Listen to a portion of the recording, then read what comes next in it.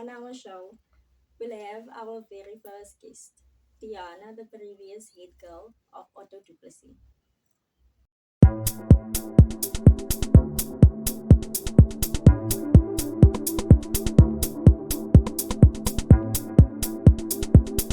Welcome to the Success Team with Tiana. Can you please tell us more about yourself? Okay, first of all, my name is Tianna van Rooyen. I'm 19 years of age.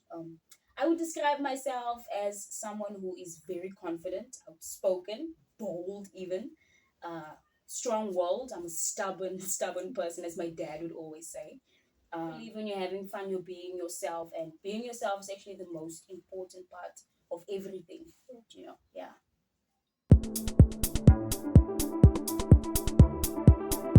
So tell us, Tiana, what was your experience like being head girl of Auto Duplessis? It was definitely not what I expected it would be.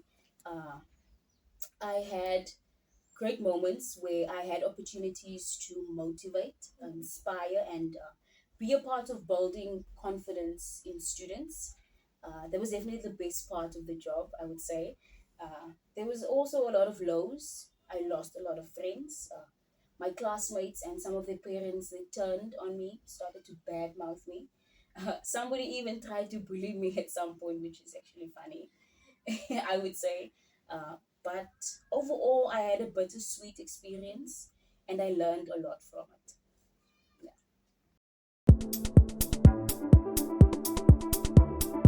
So Tiana, tell us how did you overcome being bullied and how did it affect your self-esteem? Uh, First of all, being bullied is not nice. It's not a good feeling. And I never thought it would happen to somebody like me because I'm a very outgoing and a vibrant person. Because who would try to bully somebody like me? But I am exceptionally grateful for my parents. They were with me every step of the way. Every time I cried or I felt sad or I felt like giving up, they were there, with encouraging words, a hug, and I would also like to pay tribute to one of my teachers at school, Miss Konen. Oh, even like thinking about the stuff that she did for me makes me emotional. She gave me more or less a safe haven, so I could share everything with them, how I felt, and yeah. So it's really important to have somebody to talk to, especially a grown up, because they experience these things and they know exactly what to say and the next steps you should take, Yeah, so so you can have someone to go to. exactly. And my friends were also a great support system. My friends were ready to fight tooth and nail. So yeah, I would say I surrounded myself with people I could trust, people I knew loved me, so that was important for me. Yeah. As for the self-esteem, I definitely started comparing myself to the previous eight goals, and I started to doubt myself, which is I don't know. It takes a toll on you because to you start to not believe in yourself. If that makes sense, you Yeah, start it to does. you start to sell yourself short. Yeah, Do you know what I mean? So yeah, yeah. that's powerful. Thank you. Tell us, Tiana, what is the advice that you would give to a teenager or a young person who lacks self-esteem and would like to go after their dreams? Okay, as I've mentioned before, I believe self-esteem is the lack of self-esteem is when we start to compare ourselves to others. For instance, I'm not as tall as the next person, or I am not as smart as the next person. But in reality, we are all different people. With That's how it's meant to be. yes, ma'am. We're all different people with different beliefs, morals, different strengths, and different weaknesses. So stop comparing yourself to others. And mother would say, you are not born to fit in, but to stand out. So you shouldn't be the one standing in the way of your own dreams. Don't sell yourself short.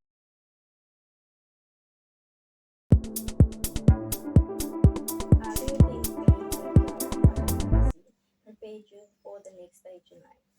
Uh, as a head girl, I had to be strong. I had to be very strong, not only for the team, but for myself as well.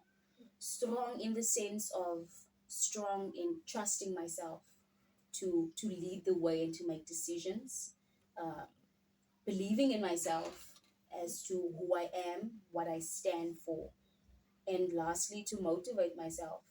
Um, I had to train myself to find the positive, to find and focus on the positive things and the little things. Because even now in the adult world, it's easy to lose sight of the positive things. Yeah. Yeah.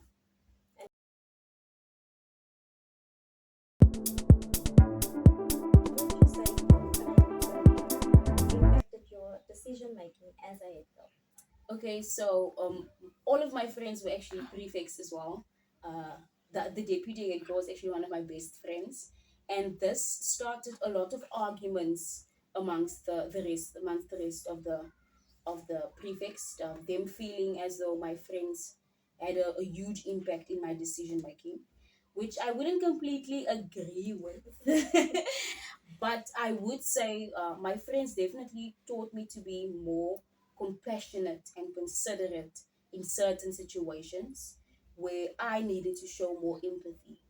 So that in my books is a positive impact when it came to making certain decisions in certain situations. That's a powerful lesson that they taught you. Yeah, definitely.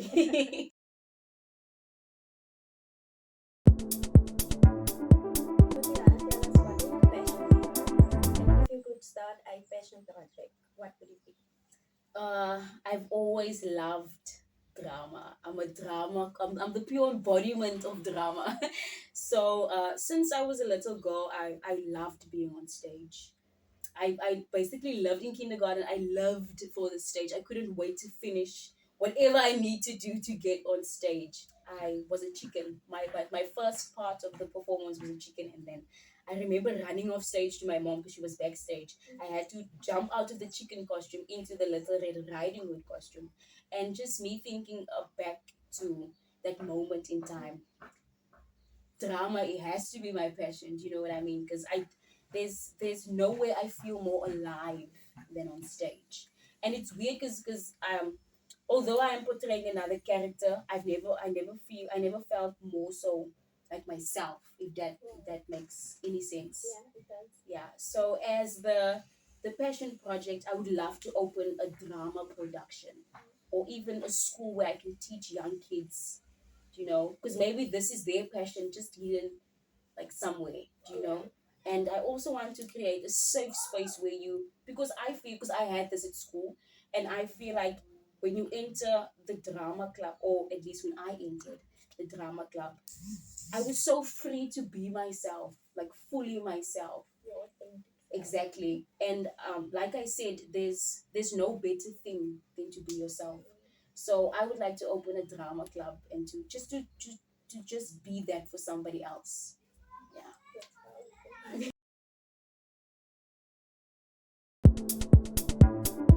Advice would you give to someone exiting? Okay. Make the best of the last moments, because these are the memories that you will cherish forever. These are the memories you are going to tell your children one day. And I would say never forget the lessons as well, because in high school you learn a lot. You learn a lot about yourself and about others. You learn how to conduct yourself in society. So I would say the important lessons, don't forget that.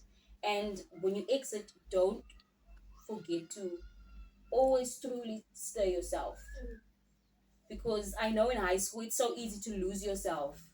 Do you understand? So go in, do your thing, study, work hard, and get out and just become the best version of yourself. Yeah.